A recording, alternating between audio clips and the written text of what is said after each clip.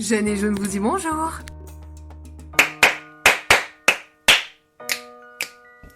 Jeunes et jaunes, vous dis bonjour. Humilier les victimes, Se venger sur elles.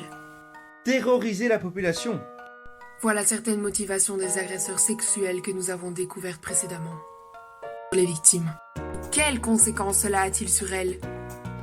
l'expert de l'ONU nous en dit plus. Il nous explique que ce qu'une grande partie de la population a vécu pourrait les poursuivre à jamais.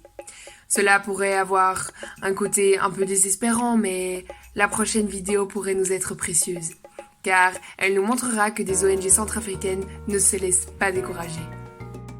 Un soutien international, psychologique et mental pourrait être le petit coup de pouce dont ils ont besoin. C'est là que, à notre niveau, nous pouvons tous jouer un rôle. En diffusant... Martina par exemple.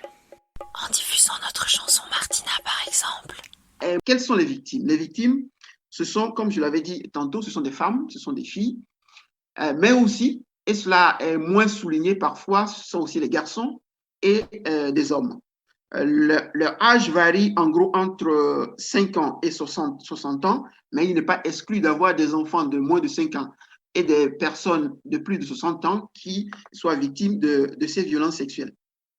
La question de l'identification est une question majeure, mais je laisse l'opportunité aux autres panélistes de pouvoir développer cet aspect. Mais les conséquences des violences sexuelles sur les victimes sont énormes. Il y a des conséquences d'ordre médical, psychosocial, matériel et sociétal. Les victimes souffrent de graves traumatismes physiques et psychologiques. La marginalisation, la discrimination, la stigmatisation et l'exclusion persistent en raison du manque de mesures adéquates pour faciliter leur intégration dans leur famille et communauté, le rejet par la communauté et parfois même par leur propre famille, la privation des moyens nécessaires pour subvenir à leurs propres besoins ou à ceux des personnes dont elles ont la charge. Il y a des grossesses forcées, des enfants qui sont nés du viol, sans soutien psychologique ou social. Il y a l'absence de soins de prise en charge, notamment psychologiques, à cause des tabous qui entourent les violences sexuelles.